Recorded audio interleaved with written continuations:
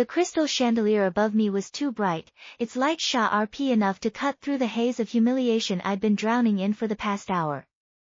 My fingers trembled around the thin piece of paper, but not from fear. Not anymore. 47,000. No, I corrected myself, my voice shaking but steady. $47 million Rs. Across the polished mahogany table, my husband, Chen Yu, read at me with the kind of disgust usually reserved for something stuck to the bottom of his shoe.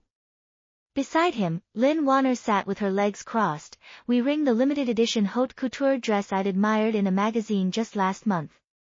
Her smile was sweet, but her eyes were sharp, like a poppy in full bloom, beautiful, but poisonous. Nian, just sign it, Chen Yu said, sliding the divorce agreement toward me with a flick of his wrist. Wan'er is pregnant. I can't let her or the child suffer. This 47 million is more than enough for a woman like you, no degree, no background, no future, to live out the rest of your days in comfort. No degree. No background. No future. The words hit me like needles, each one piercing the same old wound I'd ride since childhood. My parents had called me the dumb one my entire life. I was never as smart as my older sister, never as charming as my younger brother. I was the quiet one, the obedient one, the one who cleaned up after everyone else. Even Chen Yu had only married me because I was easy to control, a free nanny who never asked for anything in return. I lifted my head, meeting his gaze without flinching. Lin Wan'er tilted her chin up, her smile widening. Nian, don't blame you for being cruel.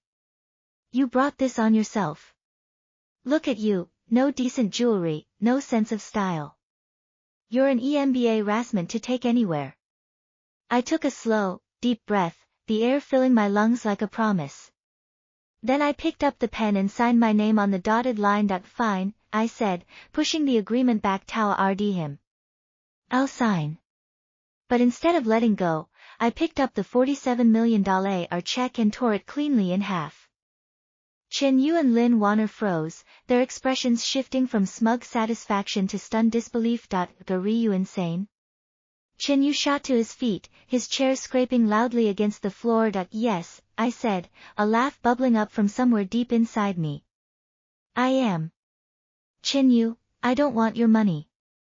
But don't think for a second that you're getting away with this. I stood up, my high heels clicking against the marble floor as I turned and walked away. Each step felt like walking on broken glass, but I didn't stop. Behind me, Lin Wan'er's shrill scream and Chen Yu's furious curses faded into the background, but I didn't look back. The moment I stepped outside, the night air hit me like a slap, cold and unforgiving. I sank onto the curb, my legs giving out beneath me, and finally let the TRS fall. They came hot and fast, washing away years of swallowed pride and silent suffering. Miss, do you need help? The voice was low, and laced with a quiet concern that made me look up. A man stood before me, dressed in a tailored charcoal gray suit that fit his broad shoulders perfectly. His eyes were dark, deep, and steady, like a still lake reflecting the moonlight. Before I could answer, he crouched down and gently placed a business card in my trembling hand. My name is Lu Chen, he said. If you need legal assistance, or if you just need someone to talk to over a drink, please don't hesitate to call me. I read at the card, my mind reeling. Lu Chen. The C of Lu Group. I'd seen his face in the news, but I'd never imagined he'd be standing in front of me, offering kindness when I had nothing left to give. Root, but my voice caught in my throat. Before I could finish, a sports car read past, its tires splashing a wave of dirty water toward the curb. Lu Chen moved faster than I could think, pulling me into his arms and shielding me with his body. The dirty water hit his back instead of me, soaking his expensive suit. Are you okay? He asked, his voice soft as he pulled back. His arms had been wrapped tightly around my waist, and I could still feel the warmth of his body against mine. The faint scent of cedar wood clung to him, grounding me in a way I hadn't felt in years. That I nodded, my face burning with embarrassment and something else I couldn't name. Let me take you home, he said, his gaze steady and kind. That I didn't know why I said yes. Maybe it was the exhaustion, maybe it was the kindness, or maybe it was the first time in my life someone had protected me without expecting anything in return. I nodded again, and he helped me to my feet, his hand steady on my elbow. As we drove through the city, the lights blurring past the window, I felt a strange sense of calm settle over me. Chen Yu, Lin Wan'er, my parents, they had all told me I was nothing. But sitting beside Lu Chen, I felt something I hadn't felt in a long time, hoped that he dropped me off at my apartment building, but he didn't drive away immediately. Instead, he turned to me, his expression serious. Nian, he said, your hands were shaking when you tore that check. I blinked, surprised he'd noticed. I was just. You don't have to explain, he interrupted gently. But I want you to know that you're braver than you think. Tears welled up in my eyes again, but this time they weren't from pain. For the first time in 20 years, someone had seen me, not as the dumb one, not as the obedient wife, but as a person. Thank you, I whispered. He smiled, a small, genuine smile that reached his eyes. Then he handed me a file folder from the passenger seat. What's this? I asked, taking it from him. The check you tore up, he said. I've had a new one issued. Not for you, but for Chen Yu. My heart skipped a beat. Why? His company is in financial trouble, Lu Chen said calmly. He divorced you because he needed money to cover his debts. That 47 million was embezzled from his company's accounts. I read at him, my mind racing. How do you know all this? Because I looked into him, he said. Nian, you're not stupid. You're just too kind. The words hit me like a wave, washing away years of self-doubt. I looked down at the file in my hands, tears streaming down my face. For the first time, I believed it. I wasn't a failure. I wasn't a fool. I was just someone who had been surrounded by people who didn't deserve me. Mr. Lu, I looked up at him, my voice trembling. Why are you helping me? He was quiet for a moment, then said, because I don't like seeing people treated unfairly. My heart pounded in my chest, a rhythm I hadn't felt in years. Can I buy you dinner? I asked, the words slipping out before I could stop them. He smiled, his eyes crinkling at the corners. I'd like that. As he drove away, I stood on the sidewalk, clutching the file to my chest. The night air was still cold, but for the first time in my life, I didn't feel alone. Chen Yu, Lin Wan'er, my parents, they had all tried to break me. But they had failed. Because I wasn't the dumb one anymore. I was Nian. And I was just getting root. The envelope felt heavy in my hands, heavier than the divorce papers had been just an hour ago. I stood in the dim hallway of my apartment building, ring at the plain white paper Lu Chen had handed me. My mind was still reeling from the warmth of his body, the faint scent of cedar wood, and the way he had shielded me from the dirty water. But now, the reality of what he had just said was beginning to sink in. I unlocked my apartment door, my hands still shaking slightly, and stepped inside. The apartment was quiet, the silence pressing in on me. I walked over to the small dining table, set the envelope down, and took a deep breath. For the first time in years, I wasn't afraid of what I might find. I opened the envelope and pulled out a stack of documents. Bank statements, corporate transfer records, and a detailed financial report. As I read through the pages, the pieces of the puzzle began to fall into place. Chen Yu hadn't been generous, he had been desperate. The $47 million RS wasn't a severance package for a disgust wife, it was stolen money.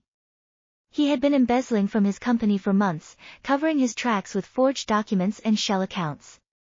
And when the auditors root asking questions, he needed a scapegoat.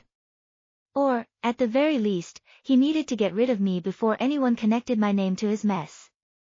I sat there for a long time, the silence of the apartment wrapping around me like a blanket. All those years of being called the dumb one, of being treated like I was too stupid to understand the world, had been a lie. I wasn't stupid.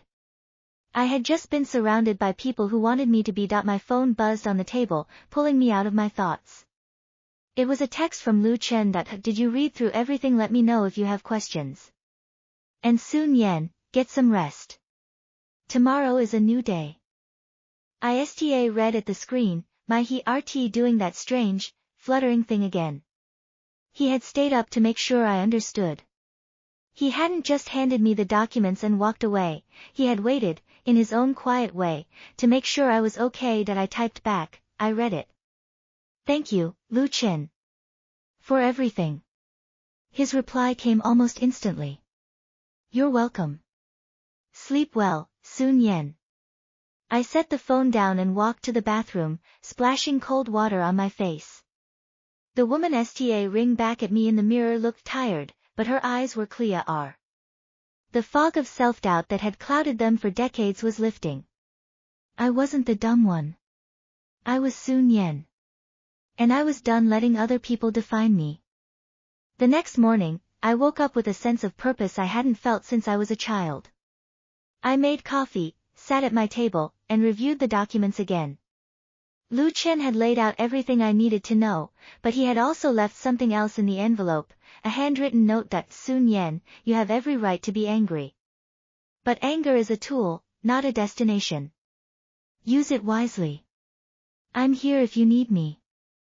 Lu Chen, I traced my fingers over the neat handwriting, feeling a warmth spread through my chest. He wasn't just offering legal help, he was offering guidance. He saw me as someone capable of making her own choices, not as a victim to be rescued. I picked up my phone and dialed the number on his business CA road. He answered on the second ring. Good morning, Sun Yan, he said, his voice warm and steady. Good morning, I replied, surprised at how calm I sounded. I read everything. I understand now. I'm glad, he said. What would you like to do next? I took a deep breath. I want to expose him. Not just for me, but for everyone he's hurt. I want to make sure he can't do this to anyone else. There was a pause on the other end of the line, and then Lu Chen said, then we'll do it together. I'll have my legal team prepare the evidence. We'll submit it to the authorities and the company's board of directors. Chen Yu won't be able to hide anymore. Thank you, I whispered. Don't thank me yet, he said, his tone softening. This is going to be hard road. But you're not alone. I hung up the phone and walked to the window, looking out at the city waking up below.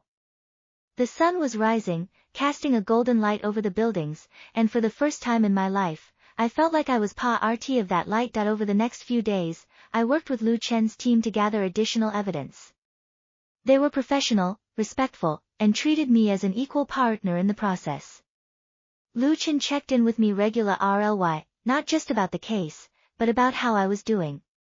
He never pushed, never pressured, he simply showed up, in his own quiet, steadfast way. One evening, as we were reviewing the final documents at his office, he handed me a cup of tea. You've been working hard, he said. Take a break. I accepted the tea, our fingers brushing for a brief moment. I looked up at him, and he was already looking at me, his expression unreadable but his eyes soft. Lu Chen, I said, why are you really doing this? You could have just handed me the documents and walked away. Why are you staying? He set his cup down and leaned back in his chair, his gaze steady. Because I've seen what it looks like when someone is told they're not enough, he said quietly. And I've seen what it looks like when they finally realize they are. My breath caught in my throat. You've seen that, he nodded. A long time ago. Someone told me I wasn't smart enough, strong enough, good enough. It took me years to realize they were wrong. I don't want you to spend years realizing it, Sun Yan. You deserve to know, right now, that you are enough. Tas pricked my eyes, but I didn't look away. I'm rooting to believe it, I whispered. He smiled, a small, genuine smile that made my heart skip a beat. Good. Keep believing. We sat in silence for a moment, the only sound the soft hum of the office air conditioning. And in that silence, something shifted between us. It wasn't just gratitude or relief, it was something deeper, something I hadn't allowed myself to feel in years. Lu Chen, I said, my voice rely above a whisper, what happens after this when it's over? He held my gaze, his expression serious but tender. Whatever you want it to be, Nian. I'm not going anywhere. I looked down at my tea, my heart pounding. For the first time in my life, I wasn't thinking about what I had lost. I was thinking about what I could build. And for the first time, I wasn't building it alone. The road ahead was still uncertain. There would be court dates, confrontations, and moments of doubt. But as I sat there, sipping my tea and feeling the warmth of Lu Chen's presence beside me, I knew one thing for certain, I was no longer the dumb one. I was Nian. And I was finally, truly, free. The dinner Lu Chen chose wasn't a Michelin star red restaurant or a rooftop bar with a panoramic view of the city. It was a tiny, unassuming noodle shop tucked away in a quiet alley, the kind of place with plastic stools and a menu written on a faded chalkboard road. The air was thick with the rich, savory scent of bone broth and toasted rouleau. I sat across from him, feeling entirely out of place in my dress, yet completely at ease. He had rolled up the sleeves of his crisp white shirt, revealing his forearms as he expertly navigated the chopsticks. There was no pretense here, no corporate rumeur. Just a man sharing a meal. You didn't touch your bowl, he noted softly, his dark eyes meeting mine over the steaming soup. Is it not to your liking? No, it's perfect, I replied quickly, picking up my spoon. I've never been to a place like this. Not on a date. The word slipped out before I could catch it, hanging in the air between us. Lu Chen didn't laugh or tease me. Instead, a slow, genuine smile spread across his face. Then I'm honored to be the first.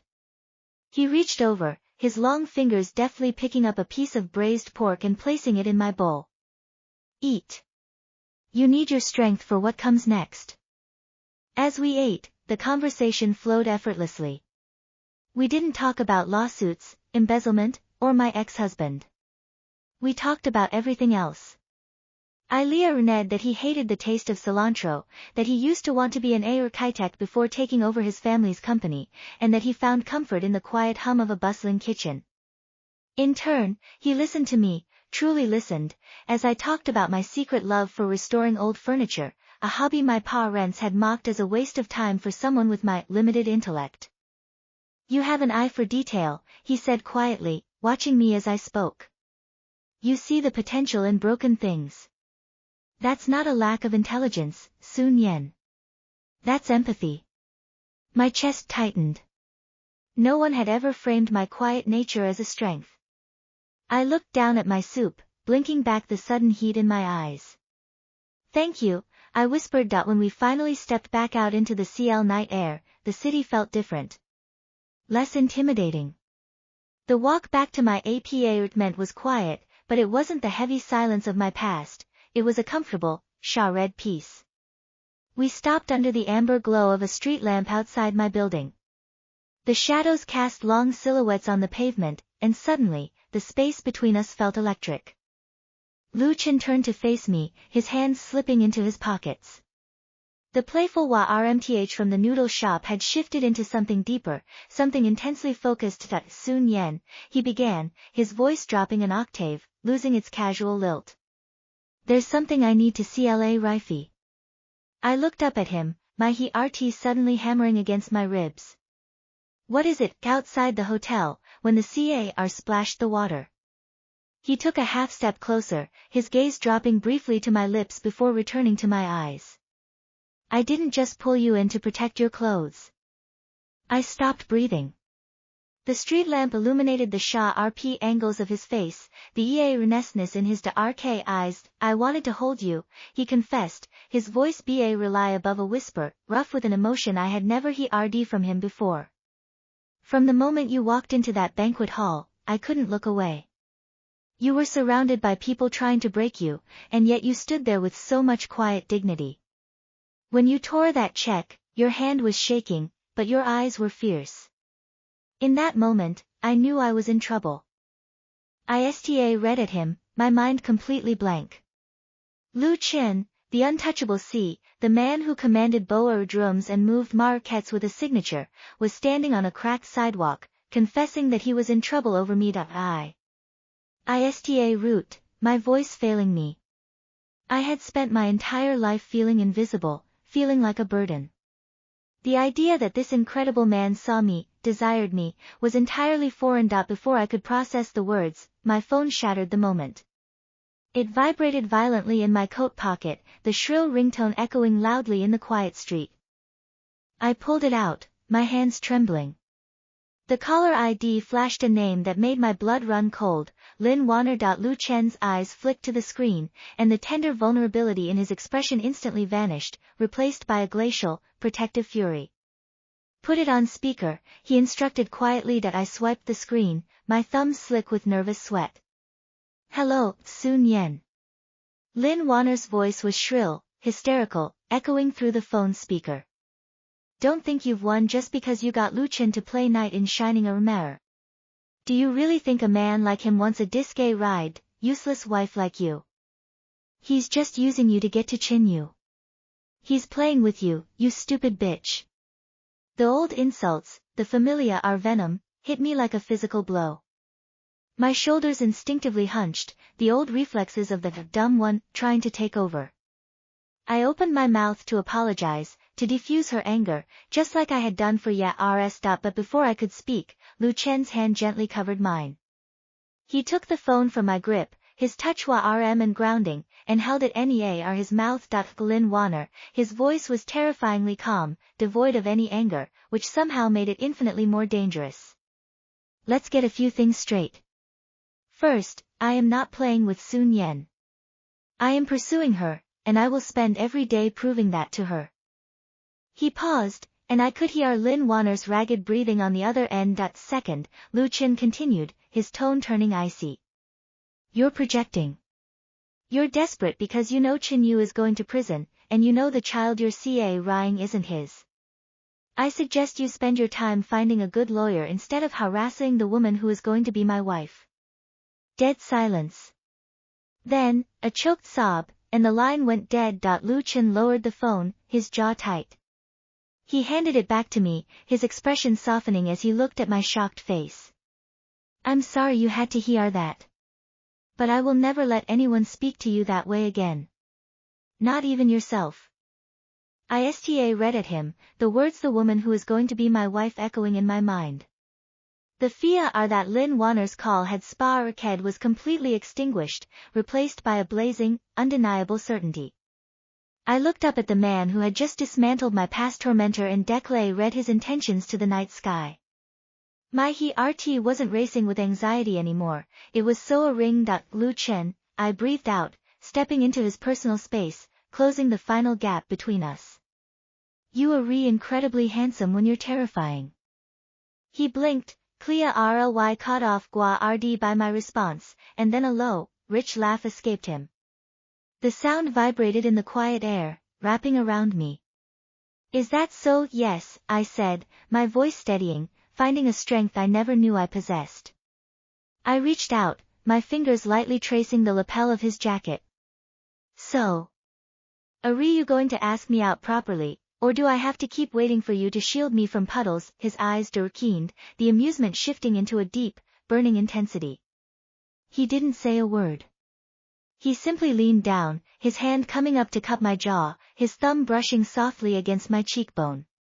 The scent of cedar wood and the night air enveloped me as his lips met mine. It wasn't a tentative, questioning kiss. It was a promise. It was deliberate, and entirely consuming, erasing every doubt, every insult, and every hour of feeling worthless. When he finally pulled back, resting his forehead against mine, we were both breathing heavily. I'll ask you out properly tomorrow, he murmured against my skin. But tonight, I just needed to know this was real. It's real, I whispered back, wrapping my armsa round his waist and holding on tight. For the first time in my life, I wasn't waiting for someone to tell me my worth. I had found it, and it was standing right here, holding me under the amber glow of a street lamp. The morning sun streamed through the tall, floor-to-ceiling windows of the courthouse, casting long, golden rectangles across the polished oak floor. I sat at the plaintiff's table, my hands folded neatly in my lap. For the first time in my life, I wasn't shrinking into my seat, trying to make myself invisible. I sat tall, my spine straight, feeling the quiet, steady presence of Lu Chen sitting beside me. He didn't hold my hand or offer empty platitudes. He simply existed in my space, a solid anchor in the storm that was about to break. The heavy wooden doors at the back of the courtroom swung open, and the bailiff led Chen Yu to the defendant's table. I turned to look at him, bracing myself for the familiar surge of anxiety that had defined my mariage. But the man walking toward me was a stranger. The arrogant, immaculately groomed executive who had sneered at me just weeks ago was gone. In his place was a man who looked as though he had aged a decade in a matter of days. His tailored suit hung loosely on his frame, his hair was unkempt, and his eyes were bloodshot and hollow, darooting around the room with the frantic energy of a trapped animal. He slumped into his chair, burying his face in his hands. The contrast was staggering. For years, he had been the one holding all the power, the one who decided my worth. Now, stripped of his stolen money and his fully constructed lies, he was entirely powerless. I felt a profound sense of detachment. I didn't feel triumphant, nor did I feel pity. I simply felt free. Lu Chen leaned in slightly, his voice a low, reassuring murmur meant only for me. You don't have to look at him if you don't want to. I turned my head, meeting his steady gaze. It's okay, I whispered back, a small, genuine smile touching my lips. I want to see it. I want to see that he can't hurt me anymore. When the judge entered and the courtroom fell into a hushed silence, the proceedings began with swift, brutal efficiency. Lu Chen's legal team had done their work flawlessly. The evidence of Chen Yu's embezzlement was presented not as a chaotic mess, but as an undeniable, meticulously documented trail of corporate fraud. The judge, a stern woman with sharp eyes, glanced at Chen Yu's sweating defense attorney before delivering the verdict. Chen Yu was found guilty on all counts of financial fraud and embezzlement. He was sentenced to 7 years in a federal penitentiary, and his assets were to be liquidated to repay the company. As the bailiff moved to handcuff him, Chen Yu finally looked up.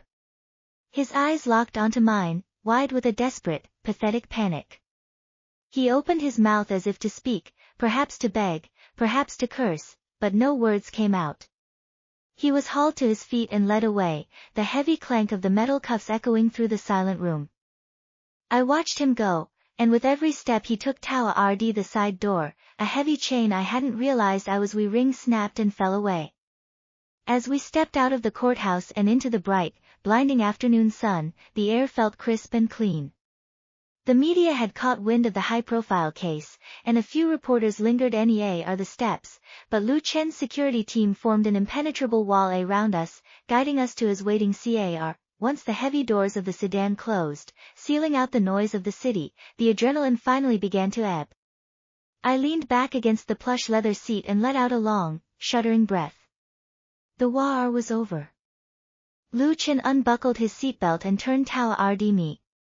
The professional, unshakable C was gone, replaced entirely by the man who had sat with me in a dingy noodle shop and held me under a street lamp. He reached out, his hand gently covering mine. His thumb traced slow, soothing circles over my knuckles. It's done, soon Nian, he said softly, his dark eyes searching my face for any sign of lingering trauma. Are you alright? I looked at our joined hands, then up to his face. The man who had orchestrated the complete dismantling of my abuser, who had stood by my side without ever trying to take control, was looking at me with nothing but pure, unadulterated devotion. I'm more than alright, I whispered, my voice thick with unshed tears of relief.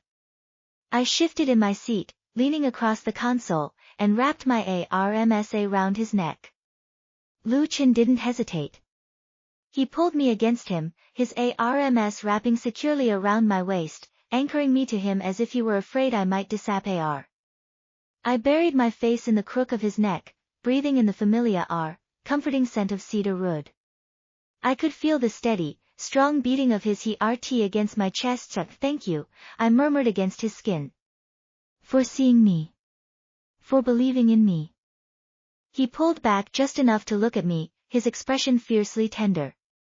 He reached up, his fingers gently brushing a stray tear from my cheek. Sun Yan, I didn't give you your strength. You always had it. I just helped you clear away the people who were trying to hide it. He leaned in, pressing a soft, lingering kiss to my forehead, then to the tip of my nose, and finally, a slow, deeply passionate kiss to my lips. It was a kiss that tasted of victory, of healing, and of a future that was entirely our own. Lu Chen, I breathed when we finally parut, my heart soaring with a lightness I had never known. I looked deep into his eyes, my soul completely and certain. I want to marry you. He froze for a fraction of a second, his eyes widening in surprise before a radiant, breathtaking smile broke across his face. It was the most beautiful thing I had ever seen. He didn't offer a grand speech or a RCD declaration. He simply pulled me back into his arms, holding me tighter than ever before. Yes, he whispered fiercely against my hair, his voice thick with emotion. Yes, Sun Yan. 1,000 times, yes. Sitting there in the back seat of a car, with the afternoon sun warming my skin and the man I loved holding me like I was the most precious thing in the world, I knew the truth. The dumb, obedient girl who had walked into that banquet hall was dead. She had been reborn in the fire of betrayal and forged into something unbreakable. I had lost a husband, but I had found myself. And in finding myself, I had found the greatest love of my life. The nightmare was over. My real life had finally begun. The wedding was nothing like the gilded, suffocating banquet where my old life had ended. It was held on a private stretch of coastline, where the ocean breeze ride the scent of salt and wild jasmine. There were no flashing cameras, no judging whispers from people who had spent years telling me I wasn't enough. There were only the people who truly mattered, gathered beneath a simple archway of woven white roses and driftwood. I stood at the end of a short aisle, my feet sinking into the warm sand. I wore a dress of flowing silk that moved with the sea breeze, simple and elegant, exactly like the woman I had finally become. Lu Chen stood waiting for me at the altar. He wasn't wearing a stiff tuxedo, but a tailored linen suit, his tie loosened, his eyes shining with a joy that made my heart ache in the best possible way. As I walked toward him, I didn't feel like a bride walking to meet her destiny. I felt like a woman walking to meet her equal. When he took my hands, his fingers were warm and steady. The officiant spoke of love and partnership, but the words that mattered most were the ones we spoke to each other. Lu Chen, I said, my voice clear and unwavering, riding over the gentle crash of the waves. I promise to stand beside you, not behind you. To build a life with you, not just live in yours. I promise to always be your partner, your safe place, and your greatest supporter. He didn't blink, his gaze never leaving mine. Sun Yan, he replied, his voice thick with emotion, I promise to never make you question your worth. To celebrate your light, to protect your peace, and to love you with everything I have, for all the days of my life. When he slipped the ring onto my finger, a simple, breathtaking band of platinum and diamond, he leaned in and kissed me. The applause from our small gathering was a distant echo, drowned out by the sound of the ocean and the frantic, happy beating of my own heart. We were no longer two people who had been broken by the world. We were whole. 3 years later, the ocean breeze had been replaced by the soft, rhythmic breathing of my daughter. I lay in bed, the morning sun filtering through the sheer curtains, watching the most beautiful scene I had ever witnessed. Lu Chen was sitting in the rocking chair in the corner of the nursery, our baby girl asleep against his broad chest. His large hand gently cupped her tiny head, his expression one of such profound, quiet awe that it brought tears to my eyes. He looked up and caught me watching him. A slow, sleepy smile spread across his face. He stood up regally, not wanting to wake her, and ride her over to the bed. He sat beside me, laying our daughter gently against my chest. She looks just like you, he whispered, leaning down to press a kiss to my temple. But she has my stubbornness. I laughed softly, stroking our baby's downy hair. I'll take that as a compliment. Her name is perfect, he murmured, his eyes fixed on our daughter's face. Su Nian. A reminder of the woman who fought her way back to the light. I looked down at my daughter, my heart swelling with a love so fierce it terrified me. I thought back to the dark, lonely nights when I had believed I was worthless, when I had been told I was the dumb one, a burden, a mistake. I thought of the cold marbly floors of the banquet hall, the torn check, the dirty water splashing against Lu Chen's suit. Every tear I had shed, every moment of humiliation I had endured, had been a necessary step on the path to this exact moment. I had to lose everything to find myself. I had to be broken to be rebuilt. Lu Chen wrapped his arm around my shoulders, pulling me against him. We sat there in the quiet warmth of the nursery, a family forged in the fires of adversity and clad by unconditional love. I wasn't the dumb one anymore. I wasn't the disgust wife, the obedient doormat, or the victim. I was Su Nian. I was a mother. I was a woman who knew her own worth. And as I looked at the man beside me, I knew that the greatest plot twist of my life wasn't the $47 million check, or the downfall of my ex-husband. The greatest twist was realizing that I had always held the pen to my own story. I just needed the courage to turn the page. And now, finally, I was writing a beautiful ending.